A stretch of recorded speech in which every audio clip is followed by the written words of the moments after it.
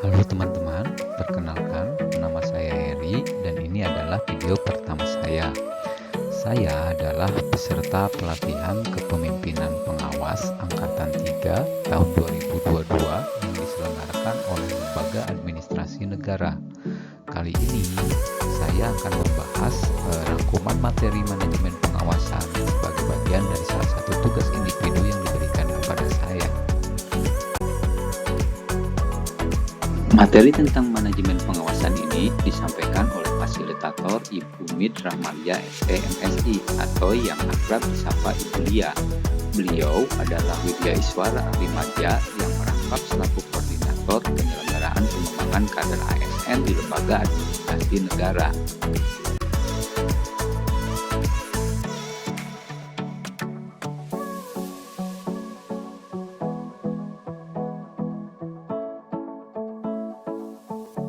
Pertama, Ibu Lia menyampaikan tentang konsep manajemen secara umum.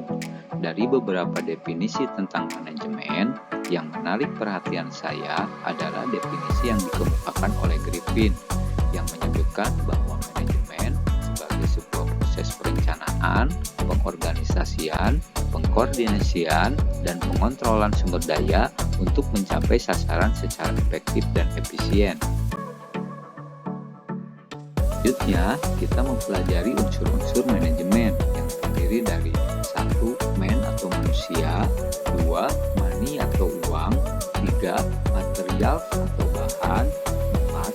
Mesin atau perangkat-perangkat, yang kelima methods, dan yang keenam market atau pasar, atau disebut juga target konsumen. Mengacu pada pengertian manajemen, terdapat 5 fungsi utama manajemen, yaitu perencanaan sebagai arah pelaksanaan kegiatan, lalu pengorganisasian di mana pembagian kegiatan sesuai dengan tugas dan fungsinya, lalu penempatan mengarah pada upaya pengelolaan sumber daya manusia, lalu ada pengarahan di mana pimpinan mengarahkan anggota kelompok untuk mencapai sasaran atau target, dan yang terakhir pengawasan, yaitu melakukan evaluasi secara menyeluruh terhadap kinerja sumber daya organisasi. Lalu, apa itu manajemen pengawasan? Ada beberapa kata kunci yang dapat diidentifikasi terkait dengan manajemen pengawasan. Di antaranya pengendalian, perencanaan, pengorganisasian, pembinaan, prosedur, penjaminan mutu, dan evaluasi. Manajemen pengawasan dapat diartikan sebagai kegiatan pengawasan melalui proses pengendalian pengawasan secara manajerial dengan menggunakan metode dan sistem pengorganisasian, perencanaan, kebijaksanaan, prosedur, pembinaan personil, pencatatan hasil pengawasan, pelaporan hasil pengawasan, dan evaluasi terhadap hasil pengawasan. Jadi, jangan lupakan tentang pelaporan ya teman-teman.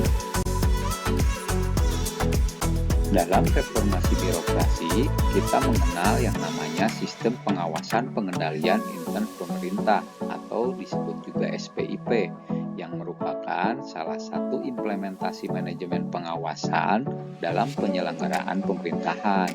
Hal ini diatur dalam Peraturan Pemerintah Nomor 60 Tahun 2008.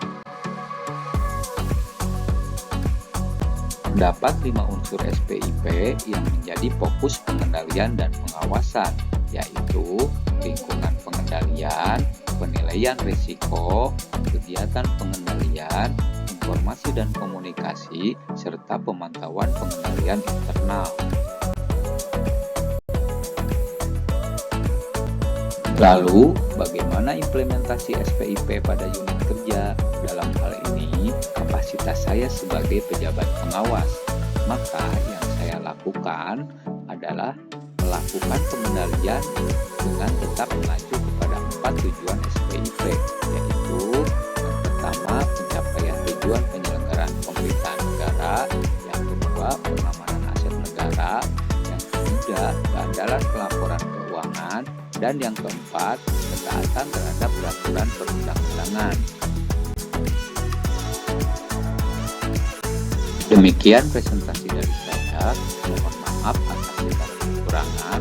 Sampai jumpa di lain kesempatan. Terima kasih teman-teman.